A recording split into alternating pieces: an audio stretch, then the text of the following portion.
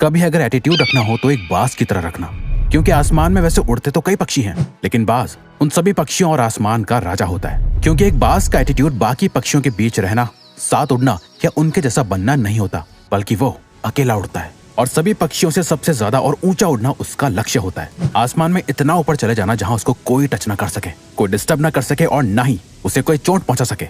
क्योंकि जब एक उड़ते हुए बाज की पीठ पर बैठा हुआ कौवा उसे चोंच मारता है, उसे परेशान करता है, तो बाज उस कौवे से लड़ता नहीं है, उसे कोई रिस्पॉन्स नहीं देता। वो बस चुपचाप अपने पंखों को फैलाकर आसमान में ऊपर और ऊपर उड़ता जाता है। बाज आसमान में जितना ज्यादा ऊपर जाता जाता है, उस कौवे की परेशानी उतनी ही बढ़ती जाती है। वो ऊंचे आसमान में सांस नहीं ले पाता और ऑक्सीजन की कमी की वजह से वो कौवा बेहोश होकर अपने आप गिर जाता है और बाज उस कौवे की चोंच से होने वाले दर्द से मुक्त हो जाता है।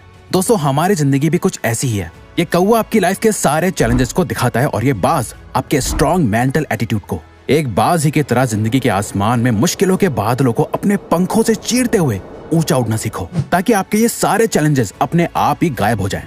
जब लोग आपको ताने कसे तो उससे और ऊपर उड़ जाओ। जब लाइफ आपको सामने से चैलेंज करे, उससे और ऊपर उड़ जाओ। जब आपको जिंदगी की एक के बाद एक प्रॉब्लम्स तोड़ के रख दे, और ऊपर उड़ जाओ। एक बाज की असली पावर उसके पंखों में है। अगर वो अपने पंखों को नहीं खोलेगा तो उड़ नहीं पाएगा। वैसे अगर आप अपने माइंड को ओपन नहीं रखोगे सीखने के लिए, इम्प्रूव होने के लिए, स्ट्रांग होने के लिए, तो आप कभी नहीं उड़ पाओगे।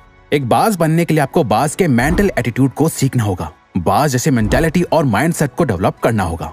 बाज को तूफान पसंद होते हैं।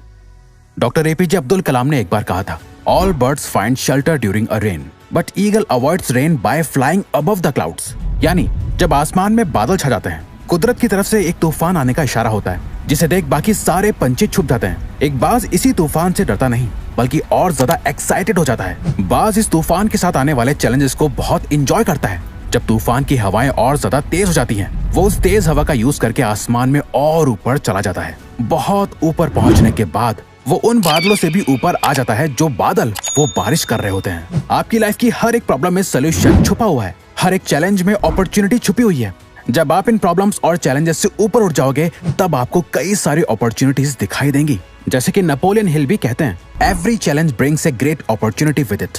अब जिस दिन एक बाज की तरह लाइफ की सारी डिफिकल्टीज और प्रॉब्लम्स को लाइफ में ग्रो होने की, खुद को बदलने की अपॉर्चुनिटीज की तरह देखने लगोगे, तब जाके आप बहुत ऊंचा उड़ना सीख पाओगे। बाज अपने घोंसले में नरम घास नहीं रखता। क्या आपको पता है, एक बाज के घोंसले में कभी कोई नरम चीज नहीं होती। वो अपने घोंसले से उन घासों को निकाल के फेंक देता है जो उसे आराम करने पे मजबूर करती है, क्योंकि वो एक बाज है। घोंसले में बैठना उसकी फितरत नहीं, बल्कि आसमान में उड़ना ही उसका लक्ष्य है। कहीं वो अपने घोंसले में ज्यादा कंफर्टेबल ना हो जाए, इसीलिए वो अपने बिस्तर को भी जितना हो सके उतना कांटे भरा रखता है।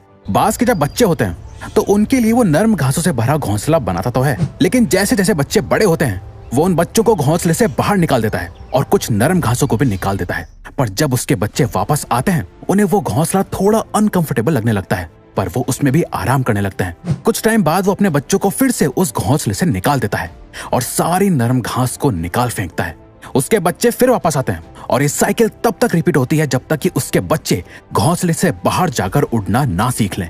और एक बार जब वो उड़ना सीख जाते हैं तो वो समझ जाते हैं घोंसले के कंफर्ट में रहने से ज्यादा आसमान में उड़ना ही उनका असली मकसद है। एक बाज भी इस बात को समझता है कि कंफर्ट जोन उसके लिए कितना खतरनाक हो सकता है, पर हम इंसान अपनी लाइफ को जितना हो सके उतना कंफर्टेबल बनाते जाते हैं। भूख लगी है तो ऑनलाइन खाना मंगा लिया, बोर हो रहे हैं तो रील्स स्क्रॉल कर ली। ये सारी बड़ी बड़ी कंपनीज आपकी लाइफ को जितना हो सके उतना इजी और कंफर्टेबल बना रही हैं, और ये आपको जितना हो सके उतना वीक बना रहे हैं। आप जितना ज्यादा कंफर्टेबल जोन में रहोगे, आप उतना ही ज्यादा आलसी होते जाओगे और आपका फ्यूचर उतना ही ज्यादा अनकंफर्टेबल और मुश्किल बनता जाएगा। हमारा कंफर्ट जोन ही हमारा सबसे बड़ा दुश्मन होता है और हमें इसका अंदाजा तक नहीं होता।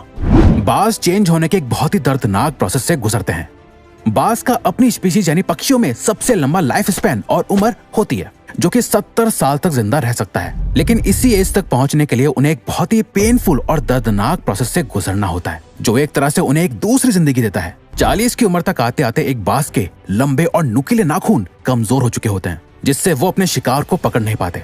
उसकी नुकीली चोंच अब मुड़ चुकी होती है, उसके पुराने सारे पर उसकी छाती से चिपक जाते हैं, जिससे उससे उड़ने में बहुत दिक्कत आती है। अब बाज को एक चॉइस लेनी होती है, या तो वो ऐसे ही मर जाए या फिर अपने आप को एक पेनफुल प्रोसेस से गुजार कर बदला जाए, जिसे करने के लिए वो अपने घोंसले में जाता है और अपनी चोंच को तब तक पत्थर पे जोर जोर से मारता है जब तक कि वो टूट नहीं जाती। फिर वो अपनी चोंच के दोबारा बड़े होने का इंतजार करता है और चोंच ग्रो होने के बाद उस चोंच का यूज करके अपने नाखून उखाड़ देता है और उनका दोबारा ग्रो होने का इंतजार करता है।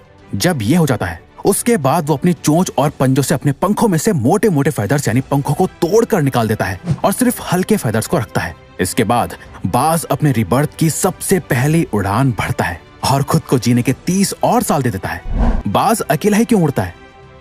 एक बाज बाकी सारे पंछियों में सबसे ऊंचा उड़ता है, जिसके लेवल को कोई दूसरा पंछी टच नहीं कर सकता। बाज ये मानता है कि वो बाकी सभी पंछियों में सबसे सुप्रीम यानी ऊंची श्रेणी का है, इसीलिए वो हमेशा अकेले ही उड़ना पसंद करता है। एक बाज कभी किसी चिड़िया, कबूतर या कौवे के साथ नहीं उड़ता, या तो वो बाकी बाज के साथ उड़ेगा या फिर अकेले, पर कभी किसी छोटे मोटे पंछी के साथ नहीं रहता। अगर हम सभी पंछी हैं और आपको सभी पंछियों से बेहतर और सुप्रीम बनना है तो आपको अपने आसपास के सभी छोटे मोटे पंछियों यानी छोटी सोच और कम एबिलिटी वाले के साथ नहीं, उनसे ऊंचा उड़ना सीखो। अगर आप लाइफ में कुछ बड़ा करना चाहते हो तो उन लोगों से दूर जाना होगा जिनकी सोच ही छोटी है, जो कभी कुछ बड़ा सोच ही नहीं सकते।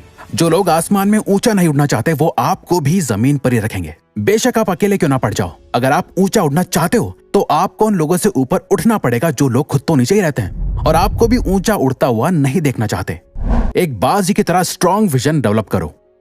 एक बाज अपने शिकार को 5 किलोमीटर दूर से ही देख लेता है और जब वो अपने टारगेट को लॉक कर लेता है, जब उसका गोल एकदम क्लियर हो जाता है, फिर उससे फर्क नहीं पड़ता कि रास्ते में क्या है, कितने पेड़ हैं, कितने लोग हैं, वो शिकार कितना खतरनाक हो सकता है, वहां तक पहुंचना कितना मुश्किल है। वो कुछ भी करके अपने शिकार को पकड़ लेता है और अपने गोल को अचीव कर लेता है। एक बाज कभी इस बात को लेकर परेशान नहीं होता कि उसे अपना खाना कैसे मिलेगा, वो सरवाइव कैसे करेगा, किसी ने उसके लिए कहीं पानी भर के रखा है या नहीं, उसके लिए खाना डाला है या नहीं। वो बस उड़ता है और अपने खाने की तलाश में निकल जाता है। अपने शिकार का वेट नहीं करता कि वो खुद चल के उसके पास आएगा, नहीं, बल्कि सही मौका देखते ही उस पर हमला कर देता है। इस मेंटल एटीट्यूड की वजह से ही एक बाज 70 साल तक सरवाइव कर पाता है, बाकी पंछियों की तरह भूखा नहीं मरता। आपको भी अपनी लाइफ का एक विजन तैयार करना होगा। आप जो चाहते हो उसके लिए काम करना होगा। कोई सामने से आकर आपकी लाइफ नहीं बदलने वाला, आपको खुद अपनी लाइफ की रिस्पॉन्सिबिलिटी लेके खुद को चेंज करना होगा। एक बाज कभी भी मरे हुए जानवरों को नहीं खाता। एक बाज कभी मरे हुए जानवर को नहीं खाता, वो हमेशा अपने लिए एक फ्रेश शिकार करता है। बाज का ये माइंडसेट हमें सिखाता है कि हमारा पास्ट हमारे लिए मर चुका है, पास्ट में हुई सभी चीजें जा चुकी हैं, आपके हाथ में बस आपका आज है। आपका पास्ट एक ऐसी जगह है जहां आपने अपने पुराने वर्जन को गार्ड रखा है। हो सकता है आपने पास्ट में बहुत कुछ बुरा किया हो या बहुत ज्यादा अच्छा, जिसके बारे में सोच सोचकर आप अपने अंदर अलग अलग इमोशंस डेवलप कर रहे हो। ये आपको अंदर से खोखला बना रहा है। अगर आप बार बार अपने पास्ट में झांकते रहोगे तो आप प्रेजेंट यानी आज और अभी में कैसे जी पाओगे? प्रेजेंट में जहां आप अपने फ्यूचर को क्रिएट कर रहे हो, अपने बेस्ट वर्जन को डेवलप कर रहे हो, उस पर फोकस करो। अगर बाज से कोई शिकार मिस हो जाए, उससे बच के निकल जाए, तो क्या वो इस बात के लिए रोता है, दुख मनाता है और इस गम में भूखा रहता है कि वो शिकार नहीं कर पाया? नहीं, बल्कि वो फौरन अपने अगले शिकार को ढूंढने निकल जाता है। आप भी एक बाज बनो, अपने पास्ट को दफना दो और अपने प्रेजेंट में जीकर अपने फ्यूचर को क्रिएट करो। अब अगर आपको ये वीडियो अच्छी लगी तो वीडियो को लाइक और चैनल को सब्सक्राइब करके हमें सपोर्ट करो और बेल नोटिफिकेशन ऑन कर लीजिएगा ताकि आप आने वाली वीडियोस मिस ना कर पाओ। Thank you for watching. Subscribe now and press the bell icon. Never miss an update.